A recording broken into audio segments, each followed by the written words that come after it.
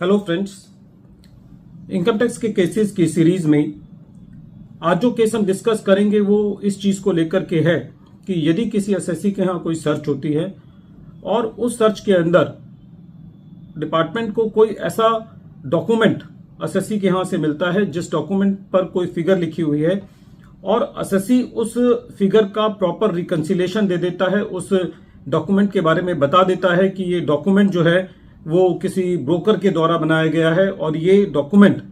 खाली reconciliation purposes के लिए है और assessing officer during the assessment proceedings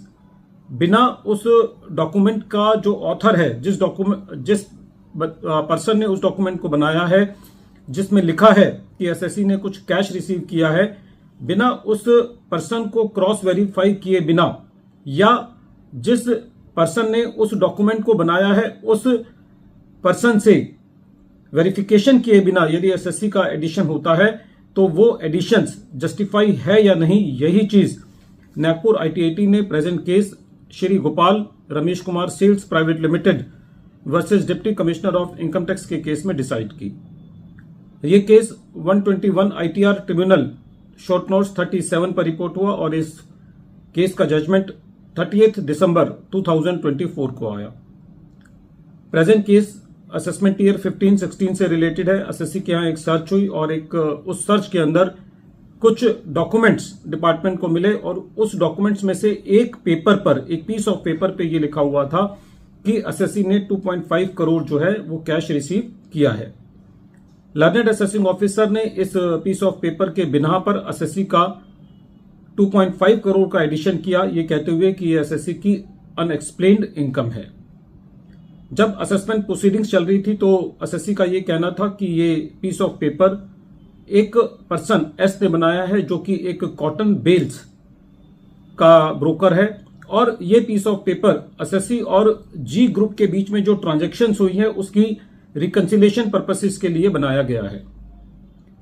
SSC का ये भी कहना था कि ये जो पेपर है ये 2 लेटर ऑफ क्रेडिट से रिलेटेड है और उस लेटर ऑफ क्रेडिट की ऑलरेडी एसएससी को पिछले सालों में पेमेंट रिसीव हो चुकी है। लेकिन असेसिंग ऑफिसर ने एसएससी की एक्सप्लेनेशन को नहीं माना। जिस पर्सन ने वो पेपर बनाया था उसको क्रॉस एग्जामिन नहीं किया, जिस पर्सन ने उस पेपर को बनाया था उसको क्रॉस वेरीफाई नहीं किया और खाली प्रिजम्पशंस के बेसिस पर एसएससी का 2.5 करोड़ का असेसमेंट ईयर 15-16 के अंदर एडिशन कर दिया, जिसको असेसिंग ऑफिसर जिसको सीआईटी अपील ने अपील किया। जब ये मैटर ट्रिब्यूनल में गया तो ट्रिब्यूनल का ये कहना था कि प्रेजेंट केस के अंदर एसएससी की ये दलील है कि इस पेपर पर एसएससी के कहीं पे भी सिग्नेचर नहीं है और जिसने भी ये पेपर बनाया है उसको असेसिंग ऑफिसर ने during the assessment proceedings confront नहीं किया है, ना ही उस स्टाफ को कन्फ्रंट किया है जिसका ये एलिज किया जाता है कि ये पीस ऑफ पेपर उस स्टाफ ने बनाया है। ट्रिब्यूनल का ये भी कहना था कि प्रेजेंट केस के अंदर असेसिंग ऑफिसर ने उस पर्सन से भी इंक्वायरी नहीं की है जिससे ये एलिज किया गया है कि एसएससी ने 2.5 करोड़ रुपीस का कैश रिसीव किया है। ट्रिब्यूनल ने ये कहा कि प्रेजेंट केस में सेम फिगर की एडिशन पिछले साल में भी की गई है, तो इससे ये स्पष्ट हो जाता है कि असेसिंग ऑफिसर को एडिशन करते वक्त ये चीज क्लियर नहीं है कि असेसिंग ऑफिसर किस चीज का एडिशन कर रहा है।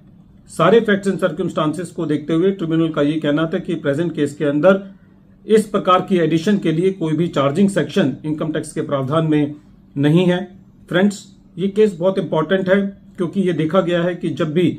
सर्च या सर्वे होता है और कोई भी लूज पेपर या कोई भी ऐसा डॉक्यूमेंट जो कि कोई भी एसएससी अपने रूटीन काम के अंदर किसी पेपर पे लिखता है, कुछ फिगर्स उस पर लिखी होती हैं, तो बिना उन फिगर्स को कोरोबरेट किए हुए, बिना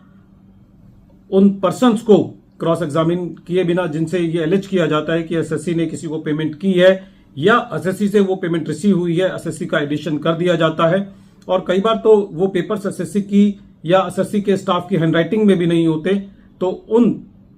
पेपर्स के बेसिस पे जो एडिशंस किए जाते हैं वो as per provisions of law नहीं है। यही इस केस का निष्कर्ष है। वीडियो के अंत में एक बार फिर मैं केस का नाम रिपीट कर रहा हूं। केस का नाम है Shri Gopal Ramesh Kumar sales private limited versus deputy commissioner of income tax और ये case 121 ITR tribunal short notes 37 पर रिपोर्ट हुआ। मैटर नागपुर ITAT ने 30 दिसंबर 2024 को डिसाइड किया। Thank you friends.